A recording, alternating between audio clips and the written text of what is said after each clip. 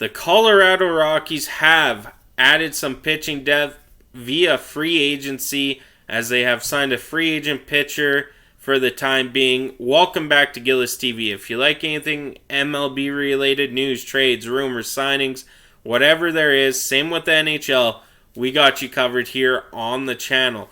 So like I said, the Rockies have agreed to a deal with free agent righty Chris Flexen. Reports from Thomas Harding of MLB.com. The O'Connell Sports client will join Colorado's AAA rotation in Albuquerque for the time being and provide the Rocks with some much-needed pitching depth. This is a good move by the Colorado Rockies just in case there's an injury in that starting rotation. Flexen can get called up, go do that, go back down when needed. Flexen, who's 29, was designated for assignment by the Mariners earlier this month and went through an unusual cycle that saw him traded to the Mets and immediately designated for assignment for a second time. The Mets took on the remainder of Flexen's $8 million salary as means of effectively purchasing reliever Trevor Gott from Seattle, but weren't interested in retaining Flexen themselves. He was released a few days after that second DFA. Originally drafted by the Mets in 2012, Flexen never found his footing in his first several looks at the big leagues, but broke out overseas in Korea baseball organization, thriving with the Dosan Bears in 2020. His lone season of the KBO excellence, he had a 3.01 ERA in 116 and 2/3 innings pitched, was enough for the Mariners to sign him to a 2-year, $4.75 million deal the following offseason. Flexen made good with the investment during his first 2 seasons in Seattle, logging a tidy 3.66 ERA in 317 and 1/3 innings pitched. Mostly working out of the Seattle's rotation, he was pushed to the bullpen following the 2022 trade deadline when the Mariners acquired Luis Castillo, but generally continued pitching well in the relief setting. Even with the move to shorter stints, Flexen combined workload from 2021-2022 season was enough to trigger an $8 million vesting option for the 2023 season. Heading into the 2023 campaign, Flexen was locked in as the Mariners' long reliever and 6th starter, not because of his own performance, but simply due to the depth of the Mariners had in the rotation. He quickly returned to the rotation after Robbie Ray required season-ending flexor surgery and a UCL repair, but things haven't gone well for Flexen in any role this year.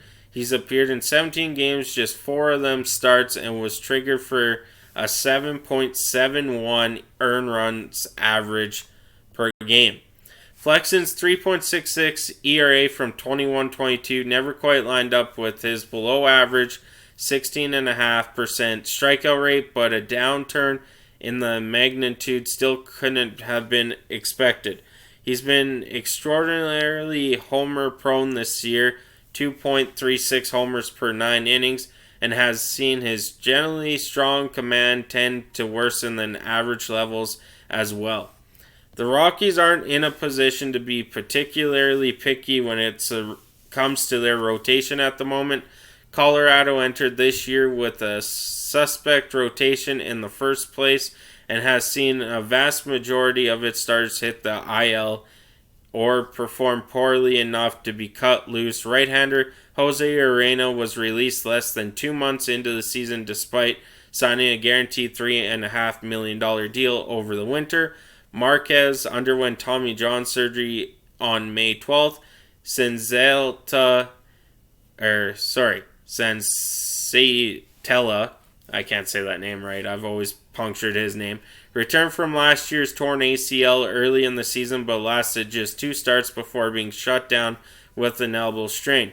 He's on the 60-day game IL at the moment. Young righty Ryan Feltner suffered a skull fracture in mid-May when he was hit by a hit by Nicholas Castellanos, comebacker. He's thankfully avoided more catastrophic injury, But like Senzelta, he's on the 60-day IL as well and hasn't pitched in 2 months. 2 months, sorry. I am butchering this at the end here. I'm sorry. Lefty Kyle Freeland was the lone member of the team's opening rotation who looked like he'd make it through the first half of the season unscathed until he suffered a dislocated right non-throwing shoulder injury in the team's final game before the All-Star break. He'll quite likely head to the IL himself. So the Rockies, like I said, has no really, what's the word to use? They can't be picky. They really can't. They have no starting pitching.